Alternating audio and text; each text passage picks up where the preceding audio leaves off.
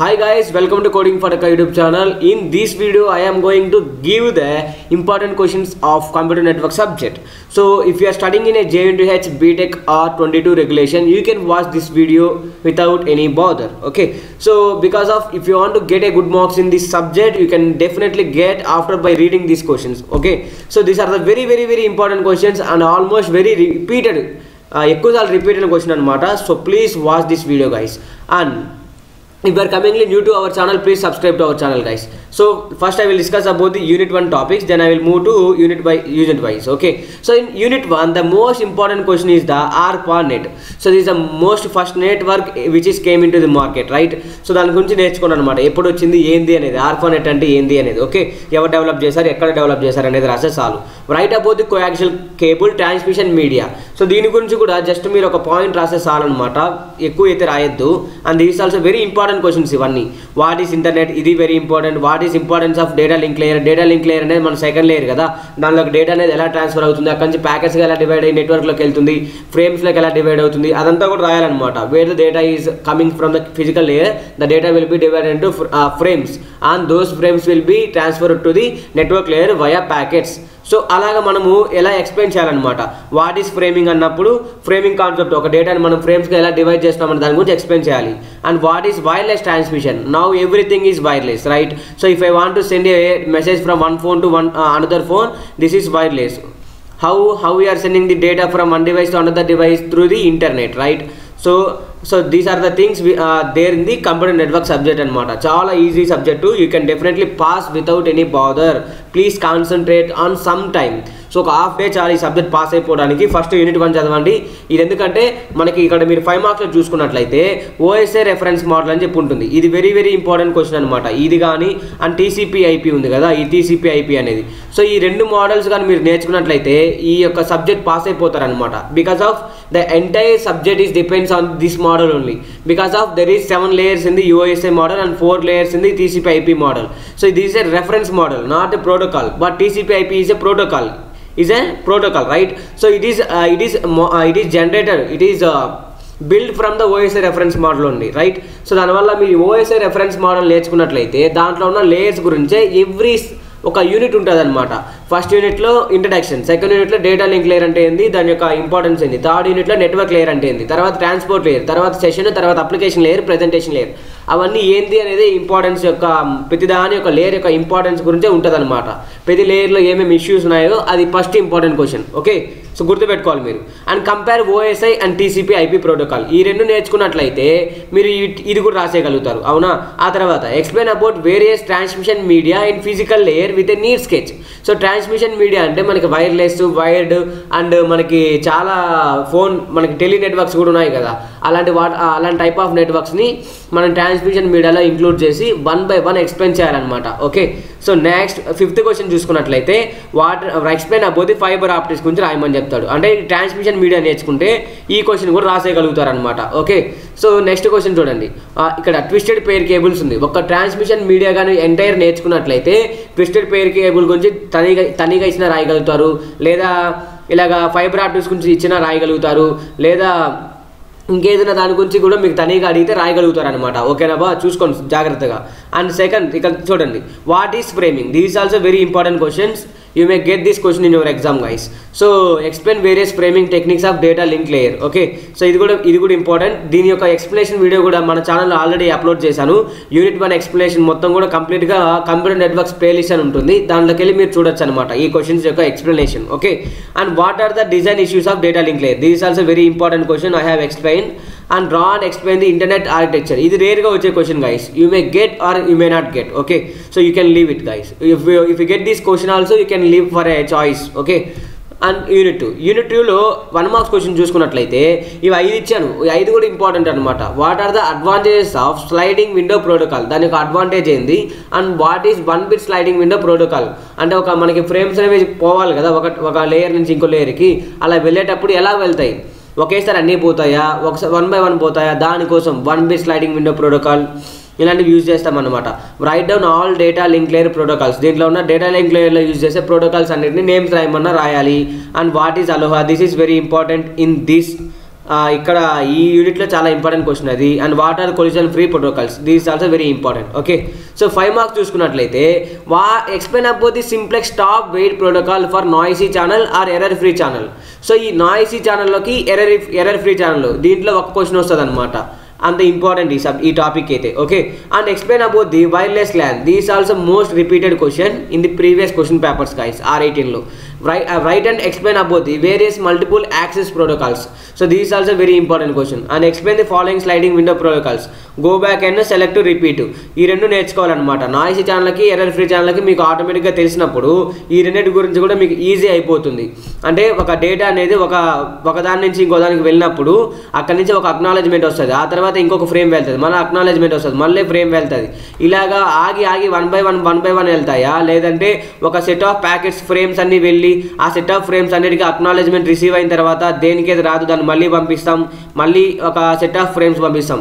ఇలాంటివి sliding window ప్రోటోకాల్స్లో use చేస్తాం అనమాట. You can learn it for very ఈజీగా ఉంటాయి guys. You have to remember some words, key words అనేవి గుర్తుపెట్టుకోండి. ఓకే, సో యూనిట్ 3లో 1 మార్క్స్ క్వశ్చన్ చూసుకున్నట్లయితే what is congestion and what is routing or routing. అంటే ఒక ప్యాకెట్స్ అనేవి ఒక సెండర్ నుంచి రిసీవర్కి ఎన్ని రూట్స్ ఉన్నాయి పంపించడానికి, అది రూటింగ్లో యూజ్ చేస్తాం అనమాట. These also very important.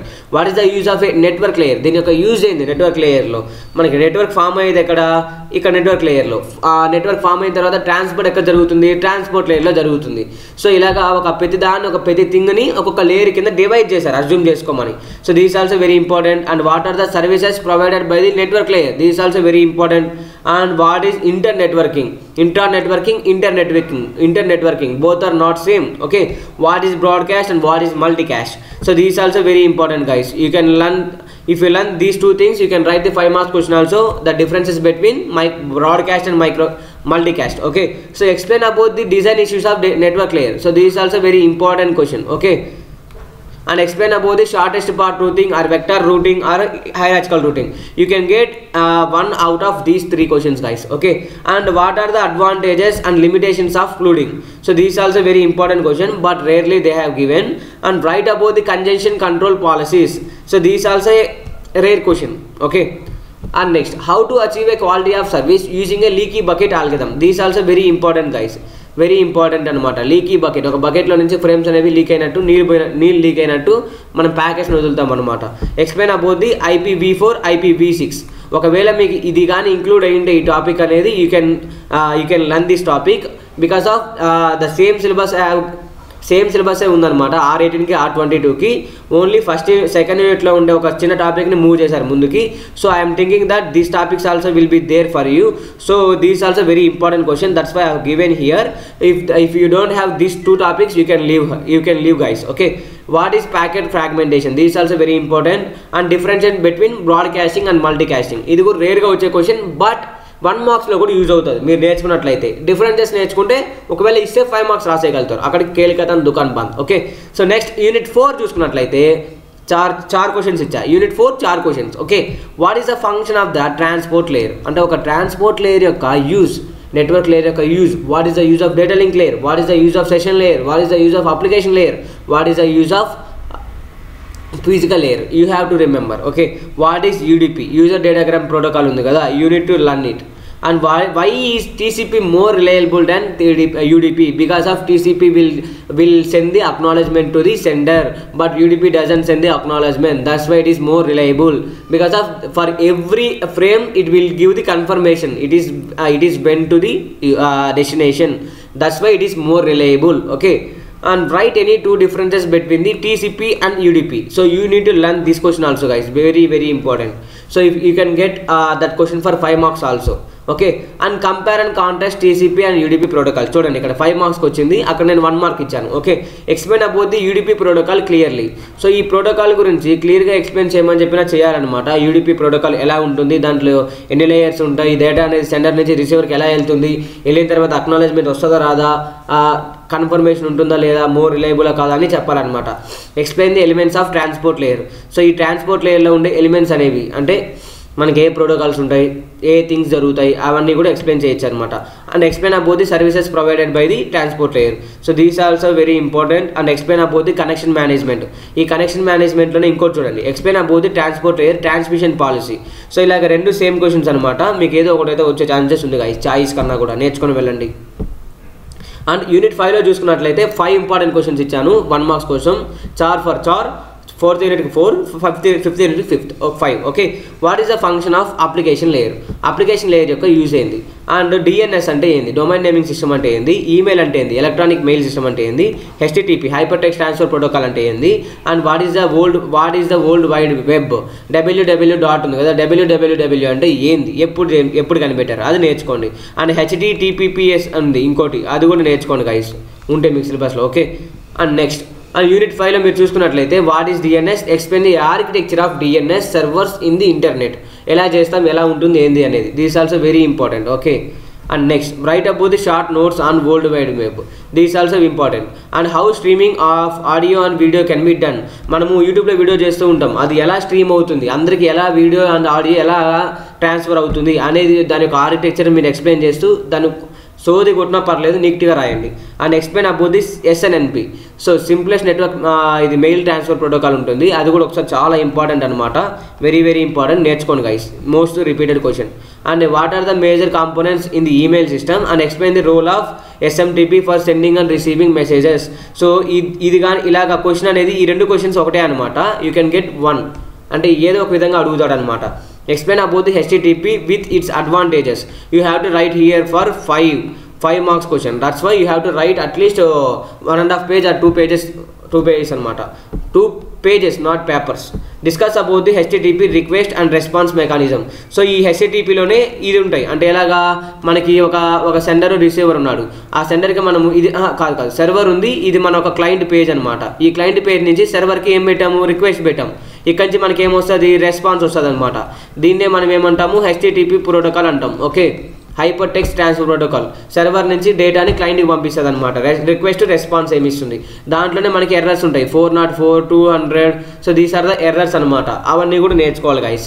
So ఇలాంటివన్నీ మనం నేర్చుకున్నట్లయితే ఈ సబ్జెక్ట్ని ఈజీగా పాస్ అయిపోవచ్చు. You can score at least 50+ out of 60 if you learn these questions only. Okay, thank you so much for watching the entire video. Please share this video to your family and friends who are studying in the JNTUH. And you can download these important questions PDF from the codingforthecard.blogspot.com website.